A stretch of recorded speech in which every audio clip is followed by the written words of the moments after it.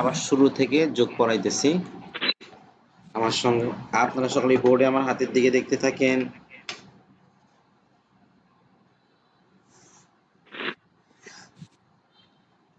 আপনাদের সিলেটে এইভাবে একটা লিখেন। আপনাদের সিলেটে এইভাবে একটা লিখেন। যোগ। সকলেই বোর্ডে দেখেন, এটার নাম যোগ চিহ্ন। চিহ্ন। এটার নাম যোগ চিহ্ন। এটার নাম যোগ চিহ্ন। যোগ চিহ্ন।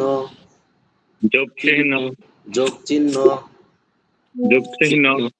যোগ অর্থ একত্র করা। যোগ অর্থ একত্র করা। যোগ অর্থ একত্র করা। যোগ অর্থ একত্র করা। দুই বা দুইয়ের বেশি সংখ্যাকে। দুই বা দুইয়ের বেশি সংখ্যাকে। দুই বা দুইয়ের বেশি সংখ্যাকে। দুই বা দুইয়ের বেশি সংখ্যাকে একত্র করার নিয়মকে যোগ বলে। একত্র করার নিয়মকে যোগ বলে। একত্র করার নিয়মকে যোগ বলে। একত্র করার নিয়মকে যোগ করার বলে। নিয়মকে যোগ বলে। দুই বা দুইয়ের বেশি সংখ্যাকে। দুই বা দুইয়ের বেশি সংখ্যাকে একত্র করার নিয়মকে যোগ বলে। একত্র করার নিয়মকে যোগ বলে। এতটুকু পরে বাচ্চাদেরকে মুখস্থ করাই দিবেন। যোগ অঙ্ক দুই ভাবে সাজানো যায়, একটা হচ্ছে উপর নিচ, আর একটা হচ্ছে পাশাপাশি।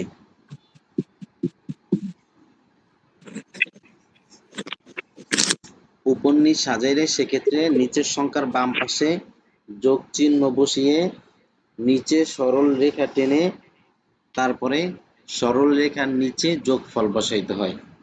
যোগ অঙ্ক দুই ভাবে সাজানো যায়, একটা হচ্ছে উপর নিচ আর একটা হচ্ছে পাশাপাশি।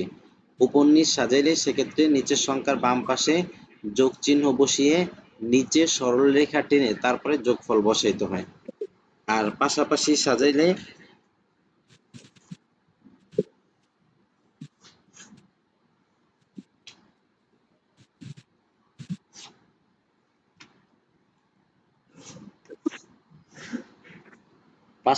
সাজাইলে সেক্ষেত্রে দুই সংখ্যার মাঝখানে যোগ চিহ্ন বসিয়ে ডান পাশে সমান চিহ্ন দিয়ে তারপরে যোগফল বসাইতে হয়।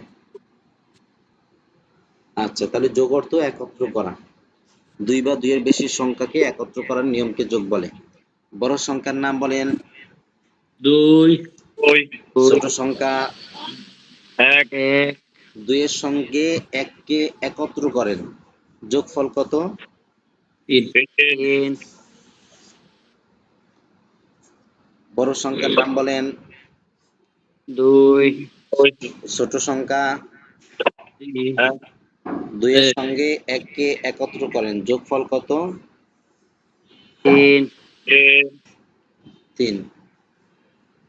আচ্ছা, এটা হচ্ছে বইয়ের ভাষা, বাচ্চাদেরকে বুঝাইছেন। এখন হয়তো অনেকে বুঝে নাই, অনেকে বইয়ের ভাষা বুঝে না, ওদেরকে বাচ্চাদের ভাষায় বুঝাইবেন। তিনটা কলম নেবেন, যেমন আমি একটু আগে চক দিয়ে আপনাদেরকে দেখাচ্ছিলাম যে আমার হাতে দুইটা চক আছে, আমি দুইটা চকের সঙ্গে আরো একটা চককে একত্র করলাম, তাহলে আমার হাতে এখন কয়টা চক আছে? বাচ্চারা বলবে তিনটা। এটা হচ্ছে যোগ। তারপরে এই যে একটু আগে বললাম, সকালবেলা মাদ্রাসার সভাপতি সাহেব বলছে যে আমার বাসায় দুইজন দাওয়াত দুপুরে, বড় হুজুরকে ফোন করে বলছে। এখন দুপুরবেলা বলতেছে যে হুজুর ভুলে ভাত তরকারি বেশি রান্না করে ফেলাইছে, সুতরাং দুইজনের সঙ্গে আরেকজন যোগ কইরা মোট তিনজন পাঠাইয়া। এটা হচ্ছে যোগ করা। এটা যোগ মানে দুই বা দুইয়ের বেশি সংখ্যাকে একত্র করার নিয়মকে যোগ বলে। যোগ অঙ্ক সবাই বুঝছেন?